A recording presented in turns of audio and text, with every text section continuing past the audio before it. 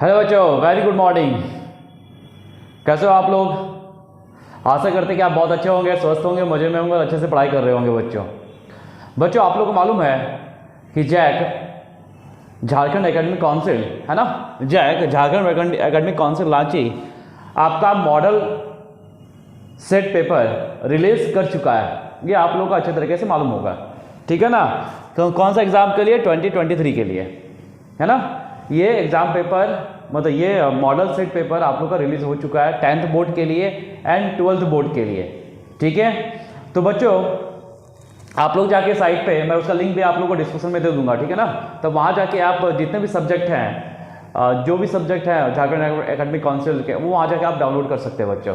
Clear है? हम उसका लिंक आपको डिस्क्रिप्शन में दे देंगे बच्चों, ठीक है। और बच्चों तो हम थोड़ा इसके बारे में आपको जानकारी दे देते हैं, है ना, कि आपका जो पेपर आएगा वो कैसे आएगा। देखिए फर्स्ट क्या है, Jharkhand academic council Ranchi model set paper क्या है 2023 के लिए, है ना। ये जो सेशन हो गया, सेशन आ गया आपका 2022-23, है ना। एकेडमिक सेशन कौन सा हो गया? 2022 एंड 23 हो गया बच्चों। क्लियर है? क्लास 12 सब्जेक्ट मैथमेटिक्स के बारे में थोड़ा मैं बता देता हूँ आप लोग को। देखिए यहाँ पे दो तरह का पेपर होगा बच्चों, है ना। आप लोगों को भी अच्छी तरह से मालूम होगा पहले से भी, है ना। तो यहाँ पे दो तरह का पेपर होगा, एक होगा पार्ट 1 एंड पार्ट 2। तो पार्ट 1 जो होगा बच्चों, पार्ट 1 जो होगा वो कैसा होगा? Objective type. कैसा होगा? ऑब्जेक्टिव मतलब वस्तुनिष्ठ, है ना। टाइम कितना देगा बच्चों? 1.5 घंटा।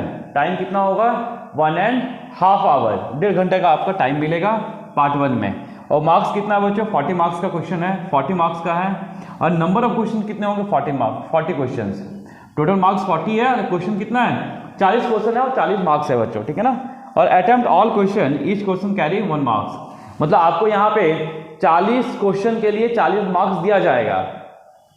तो क्या हो गया कि एवरी क्वेश्चन के लिए, मतलब प्रत्येक क्वेश्चन के लिए आपका 1 मार्क्स ही होगा, है ना बच्चों। और सारे क्वेश्चन आपको अटेम्प्ट करना है, सारे क्वेश्चन अटेम्प्ट करना है। और ये जो सारे जो क्वेश्चन करना है बच्चों, आपको OMR स्क्रिप्ट मिलेगा, है ना। OMR स्क्रिप्ट मिलेगा, ठीक है। तो जो भी क्वेश्चन सही होगा वहां पे जाके उसको क्या है? बबल करना है, ठीक है। जो भी बबल गिवन होगा ABCD कुछ ऐसा होगा, है ना। मान लो ABCD, मान लो B सही होगा किसी आंसर का, तो इसको ऐसे ऐसे आपको बबल करना पड़ेगा OMR सीट में जाके। OMR सीट को मिलेगा बच्चों, ठीक है ना। और इसका इंस्ट्रक्शन क्या है बच्चों? Right your roll number. मतलब जो आपको OMR सीट मिलेगा बच्चों, है ना, OMR सीट जो मिलेगा उसमें आपको क्या क्या देना है, क्या क्या भरना है? आपका रोल नंबर भरना है, आपका रोल कोड भरना है बच्चों, रजिस्ट्रेशन नंबर भरना है, डेट ऑफ एग्जामिनेशन, किस दिन एग्जाम हो रहा है, सिटिंग फैकल्टी मतलब वहाँ पे कौन सा एग्जामिनर है उसका नाम देना है बच्चों, एंड नेम ऑफ सब्जेक्ट, आपके विषय का नाम, किस सब्जेक्ट का आप लोग एग्जाम दे रहे हैं उसका नाम बच्चों, ऑन योर OMR सीट, ठीक है। पुट योर, और साथ में ये कभी मत भूलना बच्चों, बच्चे क्या करते हैं सारा डाटा फिल करते हैं लेकिन लास्ट में साइन करना भूल जाते हैं। तो इस पे विशेष ध्यान देना कि आपका फुल सिग्नेचर होना चाहिए। फुल सिग्नेचर मतलब यदि आपका नाम संजीव कुमार है तो आपको लिखना है संजीव कुमार, ठीक है। ये नहीं कि कैसे भी घुमा घुमा के मार दिए, ऐसे ऐसे मार दिए, ऐसे ऐसे ऐसे नहीं, आपको पूरा नाम लिखना है संजीव कुमार, ठीक है। उसको ध्यान देना। और आपको जो पेन यूज करना है बच्चों वो ब्लैक या ब्लू पेन यूज करना है। और कैसा पेन? बॉल पेन यूज करना है। देखो इसका भी एक रीजन है बच्चों, बॉल पेन यूज करेगा ना तो उससे क्या होता है कि जो OMR सीट होता है वो जाता है स्कैनिंग के लिए, तो वो अच्छे से स्कैन होता है। और साथ में बॉल पेन का एक और खासियत क्या है कि मान लो कोई गुरुजी चाय पी रहे हैं, चाय पी के आपको कॉफी चेक कर रहे हैं, आप चेक करते करते मान लो चाय गिर गया, गिर सकता है ना, या पानी पी रहे हैं पानी गिर गया, कॉफी पी रहे कॉफी गिर गया, या कुछ और पी रहे वो गिर गया ठीक है ना। तो जब गिर गया तो हो गया, फिर तुम्हारा तुम्हारा जो मेहनत है वो पानी में गया। लेकिन हाँ, यदि तुम जेल से लिखोगे तब, और यदि बॉल पेन से लिखोगे तो वहाँ पे चांसेस थोड़ा कम बनता है बच्चों कि आपको कॉपी खराब हो। तो इसलिए आप लोग क्या करो कि जब भी पेपर लिखो तो आप लोग हमेशा ब्लैक या ब्लू बॉल पेन ही यूज करें, ना कि जेल कभी भूल के भी ना करें किसी भी कंपटीशन एग्जाम में या किसी एग्जाम में, या तो बबल करने के लिए या आंसर रिटर्न के लिए, कभी भी नहीं। जेल पेन कभी यूज मत करना बच्चों, जब भी यूज करो तो कैसा यूज करो? बॉल पेन यूज करो। क्लियर है? तो ये इंस्ट्रक्शन हो गया आपका पार्ट 1 के लिए बच्चों, है ना। अब ये पार्ट 1 के लिए इंस्ट्रक्शन दे दिया आपको। और पार्ट 1 के लिए जितने भी क्वेश्चन हैं 40 वो मैं पहले सॉल्व कराया था, फिर हम लोग पार्ट 2 के बारे में बाद में बात करेंगे, चलेगा। तो चलिए हम लोग क्लास 12 का है ना बच्चों मैथमेटिक्स, हम लोग अभी पेपर सॉल्व करने वाले हैं पार्ट 1। कैसा? पार्ट 1। चलिए आइए हम लोग इसका सॉल्यूशन देखते हैं। फिर हम लोग पार्ट 2 के बारे में फिर हम लोग लेटर डिस्कस करेंगे नेक्स्ट वीडियो में बच्चों, ठीक है। चलिए, ये लिखा हुआ ए इक्वल टू क्या 2 4 6 8 and R be a relation defined on A as R equal to क्या दिया हुआ बच्चों 2 4 4 2 4 6 6 4 देन आर इज। इसमें आर कैसा रिलेशन डिफाइन किया है, ये बोला कि रिलेशन जो डिफाइन किया है किसमें किया है, ऑन ए पे ही डिफाइन किया है। मतलब आर क्या है, आर एक रिलेशन है, ए बाई ए में ही एक रिलेशन डिफाइन किया है आर, ठीक है। और आर कैसा होना चाहिए, आर ऐसा है। और ये क्या दिया हुआ बच्चों मेरे पास, दिस इज है ना 2 4 4 2 4 6 एंड 6 4 दिया बच्चों। आप लोग को मालूम है कि बच्चों यदि मैं ए इक्वल टू इतना लेता हूँ, ए इक्वल टू यदि मैं 1 और 2 लेता हूँ बच्चों, है ना, 2 एलिमेंट लेता हूँ, तो ए बाई ए में कितने मतलब बहुत इसमें मेरा ऑर्डर्ड पेयर आएगा बच्चों, ऑर्डर्ड पेयर है ना, क्या आएगा 1 1 आएगा, है ना, फिर 1 2 आएगा, फिर 2 1 आएगा बच्चों, फिर 2 2 आएगा। इसमें सारे रिलेशन है, इसमें क्या बच्चों सारे रिलेशन है। इसमें रिफ्लेक्सिव भी है, देखो रिफ्लेक्सिव है 1 1 2 2 रिफ्लेक्सिव है, सिमेट्रिक भी है, देखो 1 2 है 2 1 सिमेट्रिक भी है, ट्रांजिटिव भी है, आप देखो ट्रांजिटिव भी है ना, ट्रांजिटिव भी है। देखो जैसे यहाँ पे 1 2 2 1 एक्चुअली क्या होता है कि हम लोग ट्रांजिटिव के लिए क्या लेते हैं, A B related to B C हो, तो क्या है ए सी आएगा, यहाँ पे नहीं है वो, है ना। तो ये यहाँ पे क्या क्या है, केवल रिफ्लेक्सिव एंड सिमेट्रिक है, ट्रांजिटिव नहीं बच्चों। मतलब बहुत सारे रिलेशन मेरा डेवलप होता है ऐसे, है ना, बहुत सारे रिलेशन मेरा क्या होगा, डेवलप होगा। तो यहाँ पे क्या बोलता है कि ऐसे एक रिलेशन डेवलप है ए बाई ए में, वो रिलेशन क्या दिया हुआ, ये दिया हुआ बच्चों। तो बताने कि ये कैसा रिलेशन है, किस टाइप का रिलेशन है। तो ये क्या लिखा 2 4 4 2 दिया हुआ है, तो ये कुछ दिख रहा है ना, 2 4 2 4 दिया, फिर इसका अपोजिट दिया 4 2। तो ये क्या ये डिफाइन होता है ना, मेरे क्या डिफाइन होता है बच्चों, दिस इज सिमेट्रिक।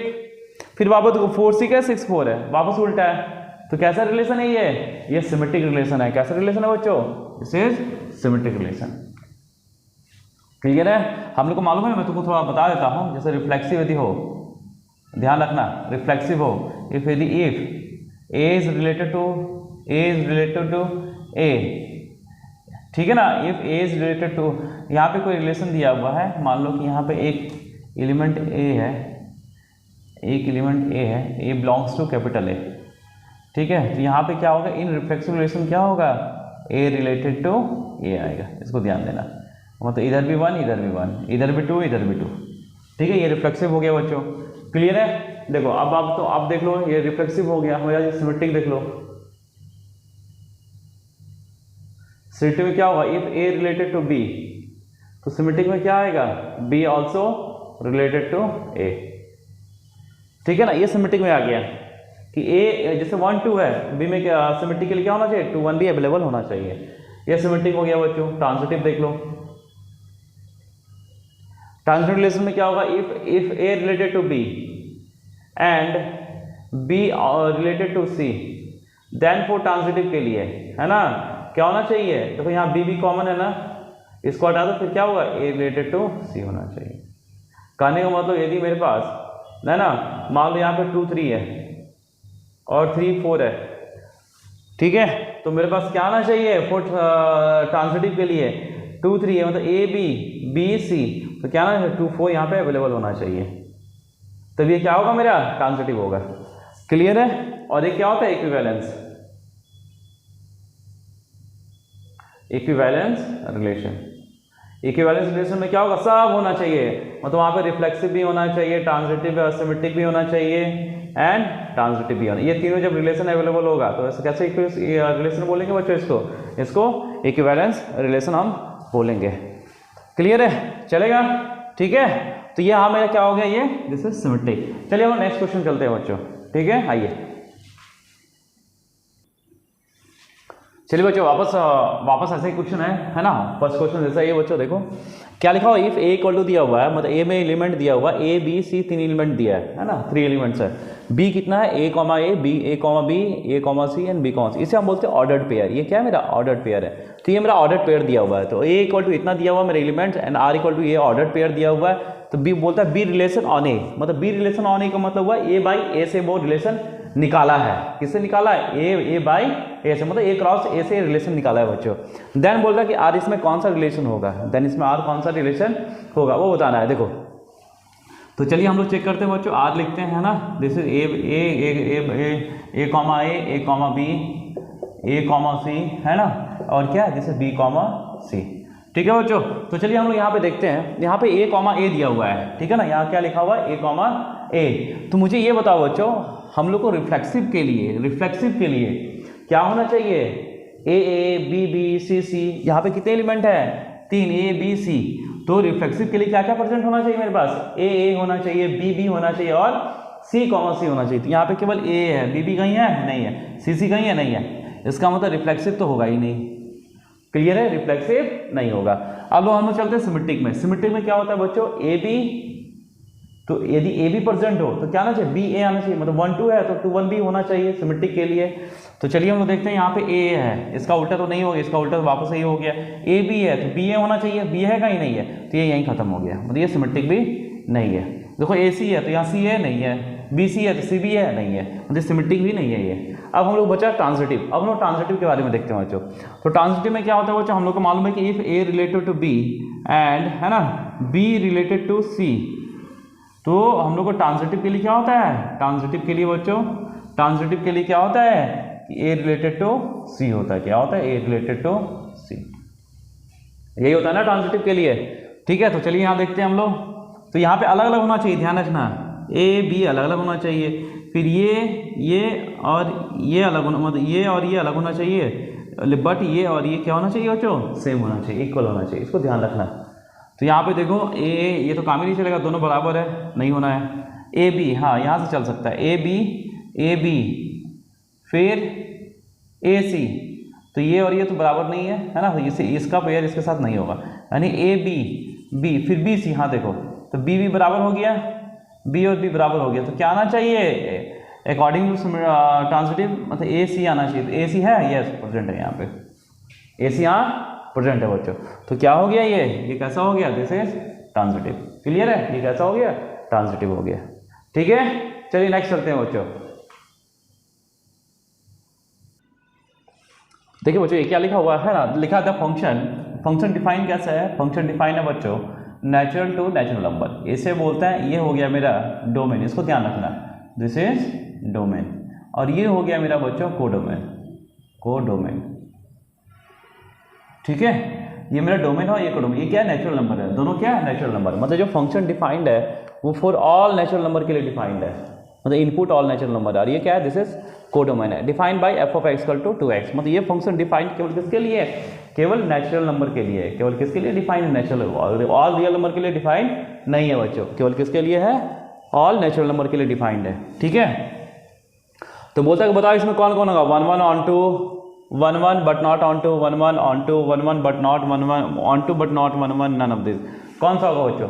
तो पहले हम आपको फंक्शन के बारे में थोड़ा बता देते बच्चों, थोड़ा सा बता देते, ज़्यादा नहीं कुछ करेंगे, टाइप ऑफ फंक्शन के बारे में बता रहे हैं। जैसे हम लोग को मालूम है कि किसी भी आदमी का ऐसे ठेठ देहाती भाषा में बता रहे हैं बच्चों आपको, आदमी का क्या चीज़ होता है, नाम होता है, उपनाम होता है, नाम और उपनाम, जिसको हम लोग सरनेम कहते हैं, है ना, यही होता है ना। तो नाम में यहाँ पे क्या होता है, देखो यहाँ जो नाम होता है या तो 1 1 होगा, नाम या तो 1 1 होगा, नहीं तो क्या होगा, ऑन टू मैनी 1 होगा, मैनी 1, ये नाम है ना, या तो वो 1 1 होगा, तो राम होगा, नहीं तो मोहन होगा, और कोई दूसरा नाम हो ही नहीं सकता इसका। क्लियर है। उपनाम इसी तरह 2 होता है बच्चों, उपनाम 2 होता है, एक क्या होता है, एक होता है ऑन टू और एक होता है इन टू। ठीक है, 1 1 को हम बोलते हैं इंजेक्टिव भी बोलते हैं बच्चों, ऑन टू को हम सब्जेक्टिव भी बोलते हैं।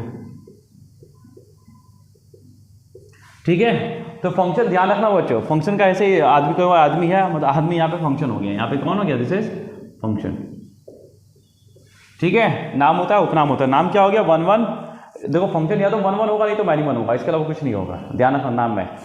फिर उपनाम में या तो ऑन टू होगा, नहीं तो इनटू होगा, यदि फंक्शन ऑन टू नहीं है तो क्या होगा, इनटू होगा, या इनटू नहीं है तो क्या होगा, ऑन टू। ऐसा नहीं बोलेंगे कि ऑन टू नहीं है तो मैनी 1 है, नहीं, मतलब उपनाम को उपनाम के साथ ही रहने दो। ठीक है, या तो इनटू होगा, नहीं तो ऑन टू होगा, नहीं तो ऑन टू होगा, नहीं तो इनटू होगा, 1 1 होगा, नहीं तो मैनी 1 होगा। अच्छा, अब हम आदमी का नाम पूरा जोड़ना चाहें, ठीक है, देखो हम लोग उपनाम तो नहीं ले सकते ना, है ना, या नाम राम श्याम तो नहीं ले सकते।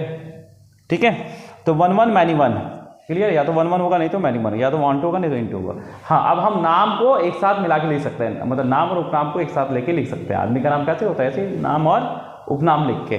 तो हम लिख सकते हैं 1 1 ऑन 2, ठीक है ना, 1 1 ऑन 2। यदि फंक्शन 1 1 ऑन 2 नहीं है तो फंक्शन क्या है, 1 1 इनटू है, ठीक है, ध्यान रखना।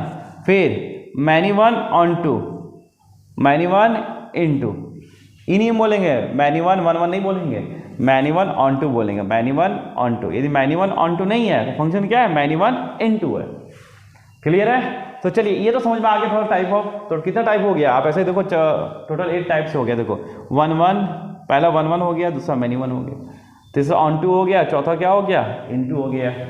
फिफ्थ चलो 1 1 on 2, 1 1 into, 6 many 1 on 2, many 1 into, 7 8 आ गया ना। टोटल कितने फंक्शन हो गए, 8 फंक्शन हो गए। यहाँ पे देखना, इसे और लिख देता हूँ, है ना। 1 1 ऑन 2 को हम लोग बाइजेक्टिव भी बोलते हैं, ठीक है, बाइजेक्टिव, या इसको ट्रांसलेट बाइजेक्टिव बोलते हैं। फिर इन्वर्स फंक्शन भी बोलते हैं, इन्वर्टिबल बोलते हैं, इन्वर्टिबल फंक्शन, ठीक है, बाइजेक्टिव इन्वर्टिबल इसको हम बोलते हैं, क्लियर है। तो इसको ध्यान रखना। तो चलिए अब हम यहाँ पे देखना है कि फंक्शन कौन कौन, यहाँ पे दिया हुआ फंक्शन क्या दिया, F of X equal to, F of X कितना दिया बच्चों, दिस इज 2x। और किसके लिए, एक्स किसके लिए डिफाइंड है, ये एक्स किसके लिए defined, for all natural number के लिए। यानी इसका यदि हम ग्राफ खींचना चाहे तो 0 पे तो डिफाइन होगा नहीं, 0 नेचुरल नंबर होता ही नहीं है ना। तो पहला 1 पे क्या देगा 2, फिर 2 पे क्या देगा 4, फिर 3 पे क्या देगा 6। मतलब इसका ग्राफ यही होगा, यही इसका ग्राफ है। ऐसे डॉट डॉट डॉट ऐसे ऐसे चलता रहेगा, ठीक है। 4 पे 8 देगा, फिर 5 पे 10 देगा, ऐसे ही चलता रहेगा, क्लियर है। तो यहाँ देखो बच्चों, मतलब एक सिंपल तरीका बता रहा हूँ 1 1 पहचानने के लिए, कि कोई भी ग्राफ है तुम ड्रॉ करते हो, कोई भी ग्राफ ड्रॉ हो गया, ये 1 1 है कि नहीं है, इसको पहचानने के लिए क्या तरीका है कि यदि हम पैरेलल टू एक्स एक्सिस एक लाइन ड्रॉ करते हैं, पैरेलल टू, ये एक्स एक्सिस है बच्चों, ये वाई एक्सिस है, यदि parallel to X axis line draw करो, यदि वो एक ही जगह कट करे इसको, तो ये कैसा फंक्शन होगा 1 1। और देख लो, ये तो साइन का ग्राफ है बच्चों, मालूम है आपको। यदि हम parallel to X line draw करें तो कितने जगह कट कर रहा है, ये बहुत सारे जगह कट कर रहा है। ये हो गया मैनी 1, लेकिन ये क्या हो गया 1 1, क्लियर है। तो यहाँ पे देखो बच्चों, जो ग्राफ यहाँ पे हो रहा है, ग्राफ यहाँ क्या जा रहा है, ऐसे जा रहा है ना। यदि हम parallel to X line draw करें कहीं भी, तो कितने जगह कट करेगा, एक ही जगह कट करेगा। तो ये फंक्शन तो कंफर्म है, कैसा है 1 1 है, कैसा फंक्शन है 1 1 है, ठीक है। तो यहाँ 1 के लिए कितना देगा 2 देगा, 2 के लिए कितना देगा 4 देगा, 3 के लिए क्या देगा बच्चों 6 देगा। तो यहाँ पे देखो रेंज इसका क्या आएगा 2 6 2 4 6, 2 का मल्टीपल ही आएगा ना बच्चों।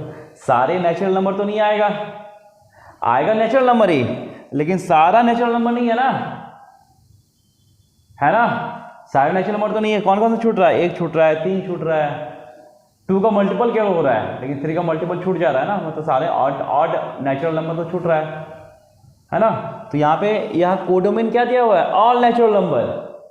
लेकिन मेरा जो रेंज आ रहा है बच्चों, मेरा यहाँ पे जो रेंज आ रहा है, रेंज ऑफ फंक्शन यदि हम लिखेंगे तो क्या आएगा 2 4 6 8 10 12 ऐसे आएगा।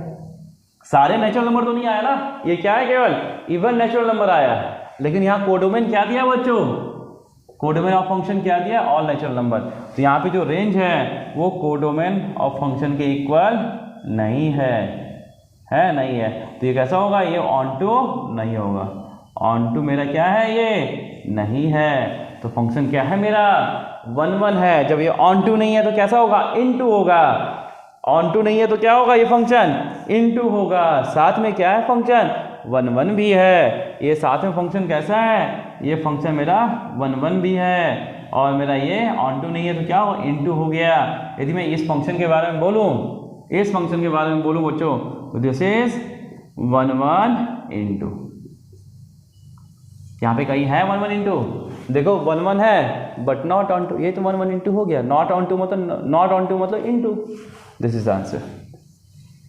ठीक है बच्चों, आई होप आपको समझ में आया बच्चों। चलिए हम नेक्स्ट क्वेश्चन करते हैं। हम लोग ऐसे ही सारे क्वेश्चन डिटेल में अच्छे से करेंगे बच्चों, थोड़ा टाइम टेकिंग है, आप लोग वीडियो में बने रहे, फिर समझ बहुत सारी चीज़ आपको समझ में आएगा, छोटी छोटी बातें, ठीक है। नहीं वीडियो स्किप करके नहीं भागना है, आप कब तक स्किप करोगे, लास्ट सेशन है, मतलब लास्ट टाइम आ गया आप लोगों का, ठीक है ना, एग्जाम देने का, कोई भागने का जरूरत नहीं है, आप पूरा अच्छे से देखो बच्चों। थोड़ा सा वीडियो लंबा हो सकता है लेकिन आप देखो, आपके ये काम का चीज़ है बच्चों, ठीक है ना। चलिए वो नेक्स्ट क्वेश्चन की तरफ चलते हैं बच्चों। और हाँ बच्चों, जो अभी तक बच्चे सब्सक्राइब नहीं किए वो सब्सक्राइब कर दे बच्चों, है ना, बेल आइकन को जरूर प्रेस करें, क्योंकि इसमें बहुत सारी चीज़ अभी होना बाकी है बच्चों, क्लियर ना। आप देखोगे कि बहुत सारी चीज़, जैसे बहुत सारा मैं इसमें मॉडल पेपर भी सॉल्व करने वाला हूँ बच्चों। ये तो जैक वाला किया, अभी जो मार्केट में मॉडल पेपर आएगा उसको मैं सॉल्व करूँगा, बताऊँगा बच्चों आपको, ठीक है ना। तो मेरे साथ बने रहे बच्चों, और है ना, इसको जरूर सब्सक्राइब करें, लाइक करें, शेयर करें, और बेल आइकन को जरूर प्रेस करें बच्चों। और कैसा लग रहा है आप लोग को पढ़ने में, इसके लिए कमेंट भी आप लोग करना ना भूलें बच्चों, ठीक है। चलिए आइए हम लोग चलते हैं बच्चों, नेक्स्ट क्वेश्चन की तरफ चलते हैं, आइए। देखिए बच्चों, है ना, नेक्स्ट क्वेश्चन क्या है, यहाँ पे लिखा है if R being the set of all real number then the function.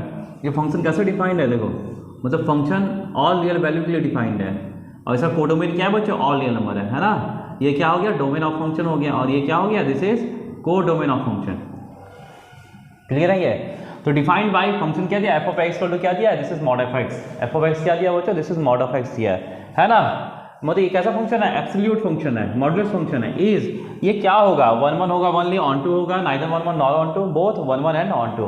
तो चलिए हम लगाते हैं बच्चों, आप लोग को अभी हम बताए थे, अभी नेक्स्ट क्वेश्चन नंबर 3 में बताए थे बच्चों कि फंक्शन यदि 1 1 है तो यदि मुझे उसका ग्राफ आता है तो ग्राफ ड्रॉ कर लो, और parallel to X line draw कर लो बच्चों। यदि वो एक जगह कट करे तो कैसा होगा, 1 1 होगा, ठीक है ना। एक तरीका तो वो है। दूसरा तरीका क्या है बच्चों, 1 1 जानने के लिए कि फंक्शन क्या स्ट्रिक्टली इंक्रीजिंग हो या स्ट्रिक्टली डिक्रीजिंग हो।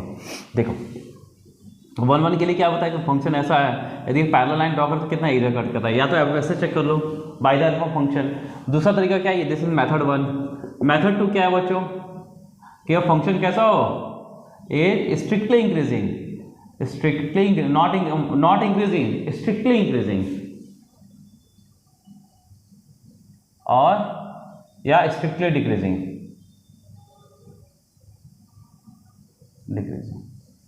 ठीक है। तो फंक्शन कैसा होगा बच्चों, मेरा 1 1 होगा, ठीक है। स्ट्रिक्टली इंक्रीजिंग का मतलब क्या हो, फंक्शन की वैल्यू कभी बराबर ना हो, बढ़ता जाए, और स्ट्रिक्टली डिक्रीजिंग, ये स्ट्रिक्टली डिक्रीजिंग हो गया बच्चों, ठीक है ना। अब ये क्या हो गया, देखो जैसे मैं ये फंक्शन के बारे में बोलूँ तो ये इंक्रीजिंग हुआ, ये क्या हो रहा है, इंक्रीजिंग हो रहा है, घट नहीं रहा है ना, बराबर हो रहा है, लेकिन क्या है, इंक्रीजिंग, दिस इज इंक्रीजिंग, ये स्ट्रिक्टली इंक्रीजिंग हो गया, ये भी स्ट्रिक्टली डिक्रीजिंग, ये स्ट्रिक्टली ये ओनली हो गया इंक्रीजिंग बच्चों, ठीक है ना। समझ में आ रहा है ना, इसको ध्यान रखना। तो चलिए हमको इसका ग्राफ मालूम है, ग्राफ से प्रॉपर्टी लिख लेते हैं। देखिएगा ये ग्राफ देखते हैं इसको, मॉडुलस फंक्शन ग्राफ मालूम है बच्चों, ये किसके लिए डिफाइन, ऑल रियल फंक्शन के लिए डिफाइन है। देखो अब हम parallel to X line draw करें तो कितनी जगह कट कर रहा है, 2 जगह, तो ये तो 1 1 नहीं है, क्लियर है, ये 1 1 नहीं है। इसका हम लोग रेंज लिखते हैं बच्चों, रेंज कितना होगा, 0 से लेके इन्फिनिटी तक, कहाँ 0 से लेके इन्फिनिटी तक, 0 इज इंक्लूडिंग, ठीक है। और ये कोडोमेन क्या है बच्चों, कोडोमेन ऑफ फंक्शन क्या है, ऑल रियल नंबर। तो क्या अभी तो पहले तो 1 1 तो हुआ ही नहीं बच्चों, है ना।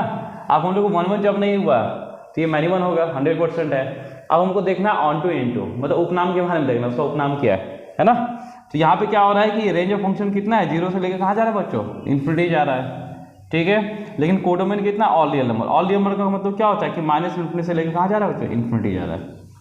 तो ये दोनों तो इक्वल नहीं है, ये और ये इक्वल नहीं है बच्चों। तो range of function is not equal to codomain of function, ये तो इक्वल है ही नहीं।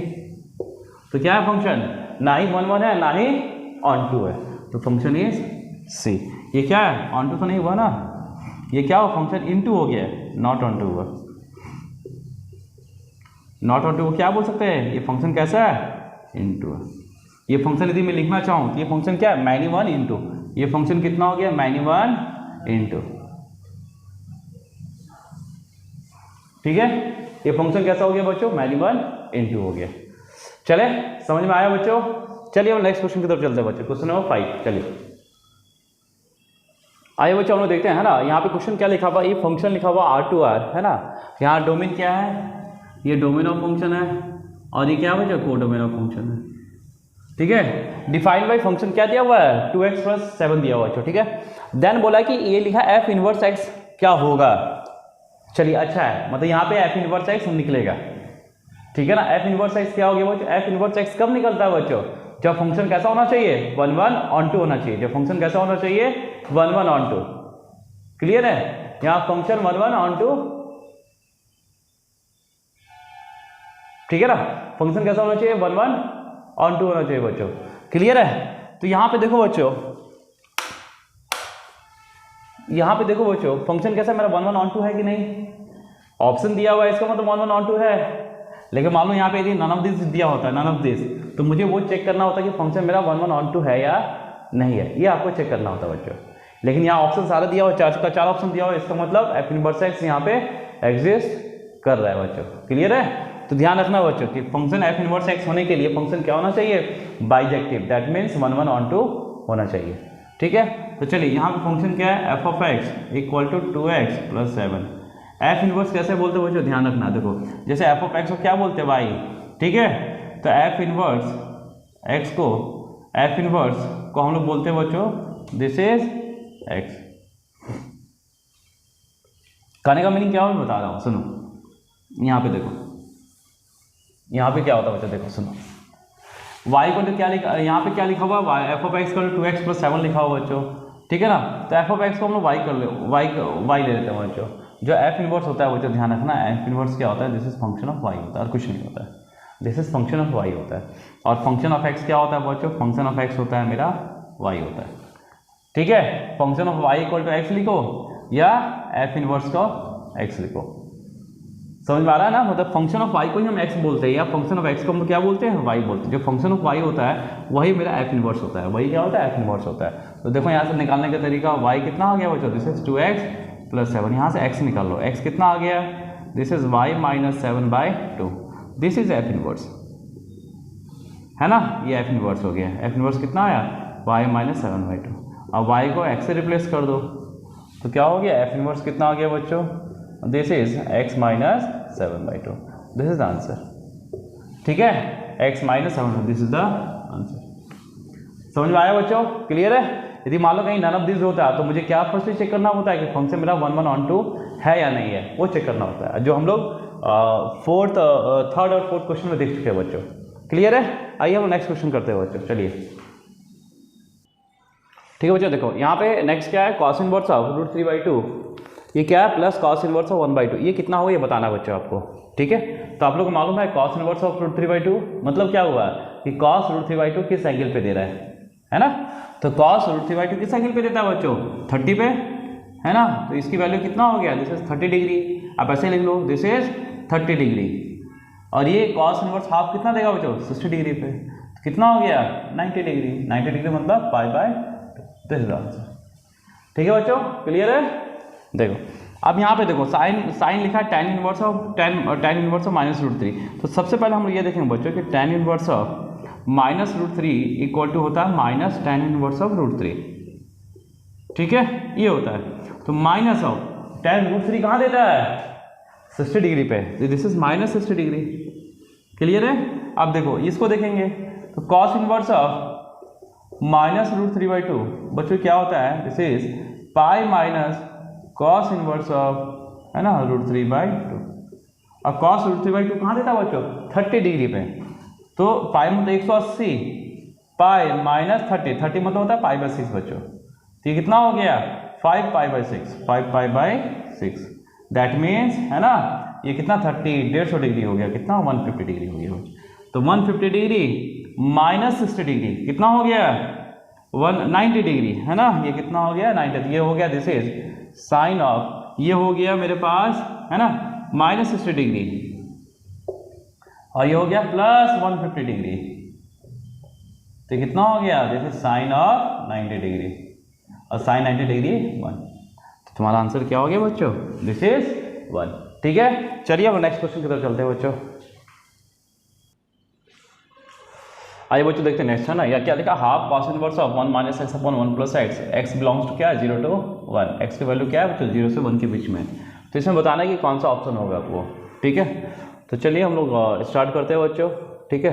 तो यहाँ पे आप क्या कर सकते हो ना कि एक तो देखो यहाँ पे दोनों मतलब इंक्लूडिंग है, 0 भी इंक्लूडिंग है 1 भी इंक्लूडिंग है। तो यहाँ से देख लो, यदि मैं मान लो कि x 0 पुट करता हूँ, सपोज बता रहे हैं x 0 पुट करो, कितना है cos इनवर्स ऑफ 1/1। तो cos इनवर्स ऑफ 1 कितना होता है बच्चों? cos इनवर्स 1 मतलब cos 1 किस एंगल पे देगा वो, है ना। जैसे ये cos इनवर्स है, cos इनवर्स 0 से पाई के लिए डिफाइन होता है। तो cos इनवर्स 1 किस एंगल पे देगा? 0 पे। तो हाफ इंटू 0, 0 हो गया, ठीक है। x 0 पुट करने पे कौन 0 देगा? ये देगा 0, ये देगा और ये देगा। यहाँ 3 ऑप्शन जा रहा है, ठीक है। तो अब एक काम करो कि 1 पुट कर लो। तो 1 जो पुट करेंगे तो क्या बचेगा? ये cos inverse of 0, cos inverse of 0 मतलब कहाँ, cos 0 कहाँ देगा बच्चों? π/2 पे। तो ये π/2 इंटू 2 π/4 हो रहा है, ठीक है। तो π/4 कौन दे रहा है? देखो यहाँ पे 1 यदि रखेंगे साइन इनवर्स ऑफ 1 तो ये कितना देगा? 90 डिग्री। ये देगा 0, ये देगा π/4। tan इनवर्स ऑफ 1 कितना होता है? π/4। दिस इज द ऑप्शन, यानी आपका ऑप्शन क्या होगा? 2C होगा। अब हम लोग ऐसे करके देखते हैं, क्लियर है? ये बात समझ में आ रहा है मैं कैसे बताया जो आपको, ठीक है ना। हिट एंड वैल्यू पुट करो और आंसर निकालो, ठीक है। देखो अब मैं आपको तरीका बता देता हूँ, है ना। जैसे देखो हम लोग को मालूम है cos inverse of 1 minus x square upon 1 plus x square, ये क्या होता है बच्चों? 2 tan इनवर्स ऑफ x, ये होता है ना, मालूम है आप लोगों को, ठीक है ना। तो यहाँ पे देखो, यहाँ पे क्या लिखा है? यहाँ पे लिखा हाफ, ये लिखा cos इनवर्स ऑफ 1 माइनस, क्या इसे हम रूट एक्स का होल स्क्वायर लिख सकते हैं? क्या हम इसे रूट एक्स का होल स्क्वायर लिख सकते हैं? ठीक है। तो ये क्या हो गया? हाफ, और ये क्या हो गया बच्चों? This is 2 tan inverse of x, x यहाँ क्या है? रूट एक्स है। तो 2 कटा, your answer is tan inverse of root X. This is the option, यही ऑप्शन आया, ठीक है। समझ में आया बच्चों? चलिए अब हम नेक्स्ट देखते हैं बच्चों। देखो tan inverse 1/4, tan inverse of 2/9। यहाँ पे देखो बच्चों, यहाँ पे ना आपका 3 फॉर्मूला होता है, ठीक है। tan inverse of x plus tan inverse of y, मैं वो तीनों मैं थोड़ा लिख देता हूँ आपको, ठीक है ना। देखो tan inverse of x plus tan inverse of y equal to, ये क्या होता है बच्चों? ये होता है मेरे पास tan inverse of x, tan inverse of x plus Y upon 1 minus X Y होता है बच्चों। ये कब होता है? जब x is greater than 0, y is also positive, मतलब जब x की वैल्यू पॉजिटिव हो, y की वैल्यू भी पॉजिटिव हो, और दोनों का मल्टीपल क्या हो? x into Y less than 1 हो, है ना। इस x और ये y का मल्टीपल क्या हो? लेस देन 1 हो। तो क्या आएगा? tan inverse of x plus Y upon 1 minus X Y, clear है। और देखो अब यहीं पे होता है, अब यहाँ पे मैं यदि कंडीशन चेंज कर दूँ, ठीक है, ये लिखूँ x इज ग्रेटर देन 0, मतलब x भी पॉजिटिव है, y भी पॉजिटिव है, लेकिन x y की वैल्यू ग्रेटर देन 1 है। इसकी वैल्यू क्या है? दोनों का मल्टीपल क्या है? 1 से बड़ा है। तो ये हो जाएगा this is pi plus tan inverse of x plus Y upon 1 minus X Y, ठीक है। यहाँ पे पाई ऐड हो जाएगा। अब देखो एक कंडीशन और ले लेता हूँ, जब दोनों नेगेटिव हो, है ना, एक्स वाई दो, लेकिन इसका प्रोडक्ट क्या हो? 1 से बड़ा हो। तो यहाँ पे क्या हो जाएगा बच्चों? दिस इज माइनस पाई आ जाएगा, minus pi plus tan inverse of, है ना, this is x plus Y upon 1 minus X. ये सारे कंडीशन है, क्लियर है। ये सारे कंडीशन आपको याद रखना होगा। तो चलिए यहाँ पे देखते हैं, यहाँ पे x कैसा है? 1/4, x क्या है? 1/4, y क्या है? 2/9। तो x y कितना हो गया बच्चों? This is 2/36। ये क्या है? लेस देन 1 है, और ये क्या है? दोनों greater than 0, this also greater than 0, this also is greater than 0। दोनों x y दोनों पॉजिटिव है, और x y की वैल्यू लेस देन 1 है। तो मेरा क्या आएगा? tan inverse x plus tan inverse y क्या आएगा बच्चों? tan inverse of x plus Y upon 1 minus X Y, clear है। तो चलिए बस फॉर्मूला में पुट कर लेते हैं, निकाल लेते हैं। कहाँ पे करें? चलिए यहाँ पे करते हैं बच्चों, 1 मिनट। देखो इसको मिटा लेते हैं, तो यहाँ पे कर लें। तो चलिए करते हैं, this is tan inverse of, मेरा कौन सा फॉर्मूला यूज होगा? ये वाला फॉर्मूला, है ना। tan इनवर्स ऑफ x कितना है? 1/2, y 2/9 upon 1 minus half into 2/9, चलेगा। ये कटेगा बच्चों, तो ये आ गया this is tan inverse of, LCM कितना आ गया? 18, है ना, 9 + 4 13 अपॉन, ये हो गया 9 - 1 8 अपॉन 9, चलेगा, ठीक है ना। देखो बच्चों ये कितना आ गया? This is tan inverse of, देखो तो 13/18 इंटू 9/8, 9 × 18, tan इनवर्स ऑफ कितना आ गया बच्चों 13/16 है 13/16, ये तो नहीं है बच्चों, है ना। तो कैसे होगा 9 टू 4 13/16 तो नहीं है,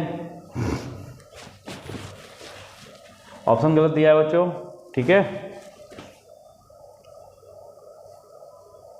13/16 ये कितना हो गया, पाई में तो 22/7 है ना, 7 गुना 4 2 11 2 2 11/40 ये आ रहा है 13/16।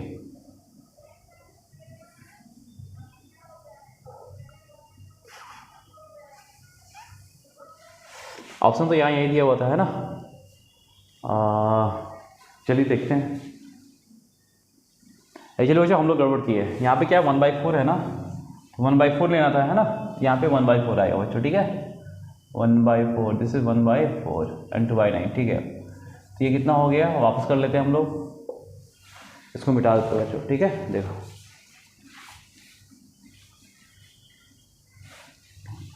और ये 2 से कटा है, ये कितना होगा 36 आया उधर, 9 + 4 8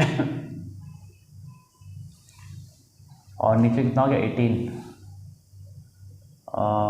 ये तो ऊपर कहा गया है ना, और नीचे कितना आ गया बच्चों 18 - 1 17/18, ठीक है। तो ये कितना आ गया, this is tan inverse of, है ना 17/36 इंटू 18/17 18 दूनी, यानी हो गया this is tan inverse of 1/2, this option है, यस ऑप्शन है, ठीक है बच्चों।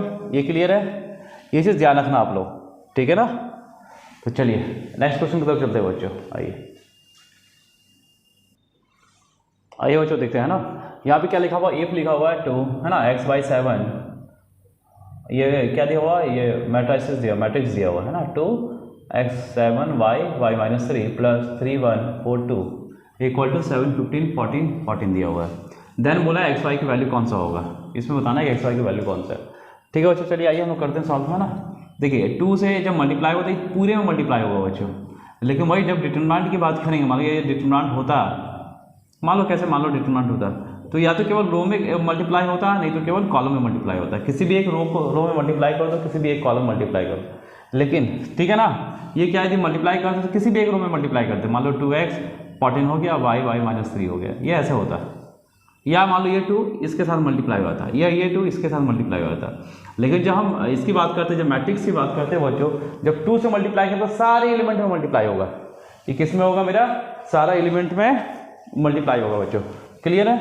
देखो जब हम 2 से मल्टीप्लाई करते तो सारे एलिमेंट में मल्टीप्लाई होगा ये, ठीक है। तो कितना आ गया, दिस इज, यहाँ से मैं चलूँ तो ये आ गया बच्चों 2x 2y 14 2y -6 प्लस ये कितना आ गया, दिस इज 3 4 1 2, ठीक है ना।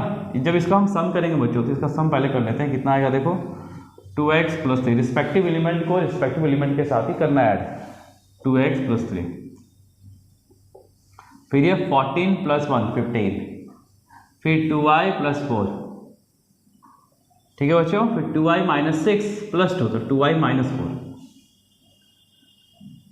और ये किसके इक्वल है, ये इक्वल है बच्चों, किसके इक्वल है, ये इक्वल है 7 14 15 14। तो मुझे एक्स और वाई की वैल्यू चाहिए। देखो तो एक्स वाई की वैल्यू के लिए हम क्या करते हैं, एक बार इसको इसके साथ इक्वेट करते हैं, यहाँ से एक्स निकल जाएगा तो करो इक्वेट, तो यहाँ से 2x + 3 = 7, तो x कितना आ गया बच्चों 2, और वो y इसको इसके साथ इक्वेट कर देते हैं, है ना। तो क्या है, दिस इज 2y + 4 = 14, तो y कितना आ गया बच्चों, उधर गया 12 6, है ना, 14 हो जाएगा 10 5 आएगा, y = 5, y कितना आ गया 5 आ गया, है ना। यहाँ पे 18 दिया हुआ है, गलत है, 2y + 4 होगा ना, देख लो एक बार, है ना, 4 है y, हाँ ठीक। तो और यहाँ से 2y -6, एक मिनट ये भी देख लेते हैं हम लोग, कंपेयर कर लेते हैं एक बार 2y + हाँ देखो यहीं तो गड़बड़ है ना, यहाँ ही गड़बड़ है। देखो ये 2y -4 कितना दिया 14 है, 2y + 4 दिया 14 दिया बच्चों, इसके अकॉर्डिंग हम अपनी बात नहीं कर रहे, इसके अकॉर्डिंग बात कर रहे हैं बच्चों, ठीक है, या तो यहाँ पे -4 हो, यहाँ पे क्या हो, ये -4 होना चाहिए। और क्वेश्चन देख लेता हूँ मैं, ठीक है, नहीं यहाँ क्वेश्चन में गलती है, क्वेश्चन में गलत है बच्चों, ठीक है। यहाँ पे क्या होगा 2, यहाँ पे -4 होना चाहिए, यहाँ पे क्या होना चाहिए -4, ठीक है। तो दिस इज 2i - 4, ये 14 होगा। देखो यहाँ से 2i - 4 करेंगे 14, देखो दोनों तो सेम ही है ना बच्चों, यदि 2i + 14 4 लिखते हैं तो ये भी 14 हो रहा है, 2i - 4 14, ये ऐसा कभी हो सकता है कि 2i + 4 भी 14 हो, 2i - 4 भी 14 हो, ऐसा हो सकता है कभी नहीं। इसका मतलब क्वेश्चन में यहाँ गड़बड़ था, यहाँ पे -4 होना चाहिए, ठीक है। यहाँ पे क्या होना चाहिए बच्चों, दिस इज -4। अब यहाँ से देखो 2i - 4 = 14, तो y कितना हो गया बच्चों, y = 9। Your answer is 2, 9। This is the option. Clear है, इसमें भी कोई रॉकेट साइंस नहीं है, कोई रॉकेट साइंस नहीं है बच्चों की इसमें बहुत ज़्यादा वो लग रहा है दिमाग, कुछ लगना ही नहीं है। बोर्ड में वैसे भी कुछ दिमाग नहीं लगता है, बोर्ड में बस चलते जाओ मजे से, है ना। दिमाग इसमें लगता है कंपटीशन एग्जाम में, जैसे आप इंजीनियरिंग का एग्जाम हो, जैसे IIT का एग्जाम, आओ IIT के एग्जाम के साथ आओ मेरे साथ, भी मज़ा आएगा। मेरे वीडियो देखना जाके, है ना, ज़्यादा वीडियो तो आपके मेरे वीडियो जाके आप देख सकते हो, ठीक है। चलिए ये हो गया फर्स्ट। अब क्वेश्चन नंबर 11 देखते हैं बच्चों। 11 में क्या है, ए दिया हुआ इतना दिया हुआ, बी इतना दिया हुआ, देन ए भी बोला है, ए क्रॉस बी करना है बच्चों, है ना। तो ए बी करने के लिए ध्यान रखना, जब हम ए क्रॉस बी करते हैं तो इसका ऑर्डर मान लो कि n/m हो, तो इसका ऑर्डर क्या होना चाहिए, m/p या m/q होना चाहिए। मतलब इसका ये रो है, ये कॉलम, मतलब ए का कॉलम बी के रो के इक्वल होना चाहिए बच्चों, ठीक है, तभी मल्टीप्लाई पॉसिबल है। वैसे यहाँ ऑप्शन तो दिया हुआ है, इसका मल्टीप्लाई तो पॉसिबल है ही। इसका ऑर्डर कितना है, 2/2, 2 रो है, 1 रो 2 रो 2 कॉलम, 1 2 कॉलम 2 कॉलम, तो 2 रो 2 कॉलम है। यहाँ पे बच्चों यहाँ पे 2 रो है लेकिन कॉलम कितना है, 1 है, तो यहाँ पे इसका कॉलम इसके रो के इक्वल है, तो मेरा जो इसका मल्टीपल क्या है, मल्टीप्लाई पॉसिबल है, इसका मल्टीप्लाई पॉसिबल है बच्चों, ए बी का मल्टीप्लाई पॉसिबल है। और उसका ऑर्डर कितना होगा, 2/1, मतलब 2 रो होगा 1 कॉलम होगा, 2 रो होगा 1 कॉलम होगा। देखो यहाँ 2 रो है 1 कॉलम है, 2 रो है 1 कॉलम है, 2 रो है 1 कॉलम है। यहाँ पे क्या है, 1 रो है 2 कॉलम है, तो कभी होगा ही नहीं। क्लियर है, तो चलिए अब इसको मल्टीप्लाई करते हैं हम लोग। क्या है, 1 3 2 1, इसका मल्टीप्लाई करना है माइनस, ठीक है ना। तो कैसे होता है कि लेटा हुआ वाला को खड़ा वाला के साथ करो। चलो पहले 1 × 4 कितना आएगा, है ना, +3 × -1। अब इसका हो गया, अब इसका इसके साथ 2 × 4, है ना, +1 × -1, कितना हो गया बच्चों, देखो 4 - 3 1 और 8 - 1, this is 7, this is the answer, ठीक है बच्चों, है ना। चलिए बी ऑप्शन हो गया आपका। चलिए देखो बच्चों आप लोग वीडियो में बने रहो, है ना, क्योंकि यहाँ पे देखो कि सारे टॉपिक कवर होंगे, जितने भी 40 क्वेश्चंस होगा अभी, मतलब अभी ऑब्जेक्टिव में जितने क्वेश्चंस अभी हम करेंगे उसमें सारे टॉपिक कवर होगा। फिर जब सब्जेक्टिव जाएंगे उसमें भी सारा टॉपिक कवर होता है। चलिए एक तरह का रिविजन हो जाएगा आपको, ठीक है, ये क्वेश्चन ना आए लेकिन आपका रिविजन हो जाएगा, ठीक है। इसलिए आप लोग वीडियो में बने रहे, थोड़ा हो सकता है लंबा हो, लंबा कितना, हम 1 घंटे से कम ही वीडियो बनाएंगे या 1 घंटा तक बनाएंगे बच्चों, ठीक है। यहाँ हम देखते हैं, एक काम करते हैं ना कि फर्स्ट वीडियो में हम लोग ज़्यादा क्वेश्चन नहीं डालते बच्चों। अच्छा देखते हैं कितना हो सकता है, 1 घंटे में देखते हैं जितना क्वेश्चन होगा बच्चों उतना करेंगे, उसके बाद जो क्वेश्चन बचेगा हम लोग नेक्स्ट वीडियो में उसको डालेंगे, ठीक है। चलिए आइए बने रहिए, ठीक है। चलिए नेक्स्ट क्वेश्चन आइए बच्चों देखते हैं, है ना। क्वेश्चन क्या है, इफ ए दिया हुआ है, मैट्रिक्स दिया हुआ है 1 2 3 4, देन एडजॉइंट ऑफ ए लिखेंगे बच्चों। तो देखो बच्चों एडजॉइंट ऑफ ए निकालने का एक शॉर्ट तरीका आपको हम बताते हैं अभी, है ना, शॉर्ट तरीका बता देंगे, लेकिन पहले देखो लॉन्ग तरीका क्या है। एडजॉइंट ऑफ ए क्या होता है बच्चों, दिस इज कोफैक्टर का ट्रांसपोज होता है, कोफैक्टर का मालूम है ना, इसका ट्रांसपोज निकालते हैं। तो मुझे क्या आता है, एडजॉइंट देता है, तो एडजॉइंट निकालने के लिए मुझे पहले कोफैक्टर निकालना होगा, कोफैक्टर मैट्रिक्स, फिर उसका मुझे ट्रांसपोज लिखना होगा। ट्रांसपोज मतलब क्या होता है, रो को कॉलम या कॉलम को रो में चेंज करें, ठीक है। तो ये थोड़ा लेंथी प्रोसेस, मतलब ज़्यादा टाइम लगेगा। ऑब्जेक्टिव बेस्ड, ऑब्जेक्टिव तरह हम कर देते हैं बच्चों, आपको शॉर्ट तरीका बताते हैं। देखो ए 1 2 3 4, है ना, तो एडजॉइंट ऑफ ए हम डायरेक्टली लिख सकते हैं बच्चों। कैसे लिखेंगे, देखो इसको इंटरचेंज करो, 1 इसको इंटरचेंज कर लेंगे, इसे और इसे इंटरचेंज करें, तो ये 4 1 हो गया बच्चों, बचा ये और ये। अब इसको जो साइन है उसका उल्टा साइन लिखेंगे। यहाँ +3 है तो यहाँ -3, यहाँ +2 है तो यहाँ -2। This is the answer. देखो कोई ऑप्शन है? हाँ, yes, this is the option. Sorry, ये ऑप्शन नहीं है बच्चों, है ना, ये ऑप्शन नहीं, this is the option. Clear है बच्चों? ये डायरेक्टली एडजॉइंट ऑफ ए निकल गया। ये एक शॉर्ट तरीका है इसका बच्चों। ठीक है, इसमें क्या करता है कि हम लोग इसे इंटरचेंज करते हैं और इसे बस साइन के साथ चेंज करते हैं। साइन यहाँ प्लस, यदि -2 होता तो यहाँ +2 हो जाता, और यदि 3 है तो यहाँ -3 हो गया। ठीक है, ये इसका शॉर्ट तरीका बच्चों। ठीक है, तो चलिए अब नेक्स्ट चलते हैं। पॉइंट, यहाँ क्या लिखा? Point A0, 0B and 1, 1 are collinear लिखा है। कोलिनियर मतलब क्या हो गया बच्चों कि तीनों पॉइंट एक ही जगह है, तीनों पॉइंट मतलब एक ही लाइन पे है ना। यहाँ पे मान लो A, B, C तीनों एक ही लाइन पे। तो बच्चा इन तीनों लाइन से, इन तीनों पॉइंट से कोई ट्राइंगल बनेगा? नहीं। मतलब इन तीनों ट्राइंगल से कोई भी ट्राइंगल नहीं बनेगा। मतलब उस ट्राइंगल का एरिया क्या वो 0 होगा, कोई ट्राइंगल नहीं बनेगा, है ना। इन तीन वर्टेक्स से कोई ट्राइंगल बनेगा? नहीं। ठीक है, तो इसको क्या हम ट्राइंगल के टर्म में इसको देख लें। चलिए, तो इन तीन पॉइंट से, है ना, ये क्या है? 3 पॉइंट है, इससे बनने वाला एरिया क्या होगा? 0, है ना, क्योंकि तीनों क्या है? कोलिनियर है। तो क्या हम लिख सकते हैं एरिया ऑफ ट्राइंगल, ये लिखते हैं बच्चों, याद है आपको? Area of triangle equal to half, है ना। क्या होता है? दिस इज, देखो इसको याद रखना बच्चों, बहुत इंपॉर्टेंट है, बहुत इंपॉर्टेंट बता दे रहे हैं तुम लोगों को। ऐसा मिलता उलता नहीं है, खोज लेना कहीं। ठीक है, इसका एरिया ऑफ ट्राइंगल लिखना हो तो क्या होगा? This is half. कैसे लिखते हैं? सुन, ये डिटरमिनेंट है x1 - x2, ये बहुत शॉर्ट बता दे रहे हैं, x2 - x3, फिर y1 - y2, फिर y2 - y3। कहीं मिलता होता नहीं है, ये लिख लो। ठीक है, बहुत बड़ा बता दिए चीज़। देखो बस यहाँ पे एरिया ऑफ ट्राइंगल हम लोग ऐसे ही लिख देंगे बच्चों, इसको क्या कर देंगे? 0 कर। एरिया ऑफ ट्राइंगल हाफ, यहाँ से चलो A - 1, फिर 1 - 0, फिर y लिखे 0 - 1, 1 - b, ये क्या होगा बच्चों? This is 0। चलो अब यहाँ से करते हैं, सॉल्व करते हैं। तो हाफ तो उधर जाके 0 हो गया, ये क्रॉस मल्टीप्लाई होता है, मालूम है आप लोगों को। A - 1 × 1 - b, और ये -1 -1, इधर -1 मल्टीप्लाई, दिस इज +1। ठीक है, अब इसको थोड़ा सॉल्व कर लो बच्चों, है ना। चलिए बस इसे सॉल्व करने की ज़रूरत है और कुछ नहीं।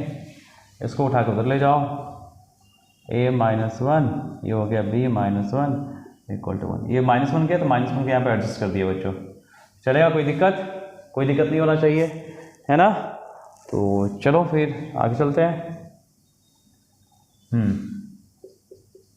देखिए, इसको क्रॉस मल्टीप्लाई कर सकते हैं क्या हम लोग? कर लो, है ना। तो देखते हैं कुछ यदि निकल जाए तो निकल जाए। ठीक है, चलिए ये क्या हो गया? This is AB - A, AB - A, AB - B + 1 equal to 1। ये कटा तो यहाँ से AB इक्वल टू क्या हो गया बच्चों? This is A + B, divide कर दो 1/B + 1/A। ये किसके इक्वल हुआ? 1 के इक्वल।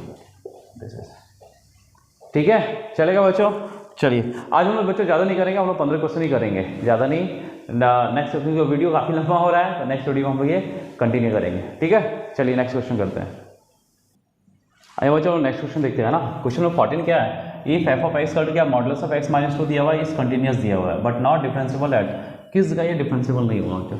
तो आपको मैं एक, यदि मैं ग्राफ आता है तो ग्राफ से हम लोग कर देते हैं बच्चों फटाफट। मॉड x - 2 का ग्राफ आप लोग को वैसे आना चाहिए, है ना। देखो इसका क्रिटिकल पॉइंट क्या है? 2 है। इसका क्रिटिकल पॉइंट क्या है? 2 है, यानी ग्राफ 2 से टर्न करेगा बच्चों। कहाँ से टर्न करेगा? 2 से। ठीक है, कहाँ से टर्न करेगा? 2 से टर्न करेगा बच्चों। ठीक है ना। वो तो इस लाइन का नाम मालूम है आप लोगों को? ये इस लाइन का नाम x - 2 है, इस लाइन का नाम है -x - 2 है। ठीक है, इसका डेरिवेटिव क्या होगा? यदि इसको डिफरेंशिएट करेंगे कितना आएगा? 1। इसको डिफरेंशिएट करेंगे कितना आएगा? -1। तो ये 2 के बाद 1 दे रहा है, 2 के पहले -1 दे रहा है, इसका मतलब 2 पे क्या है? ये डिफरेंशिएबल नहीं है।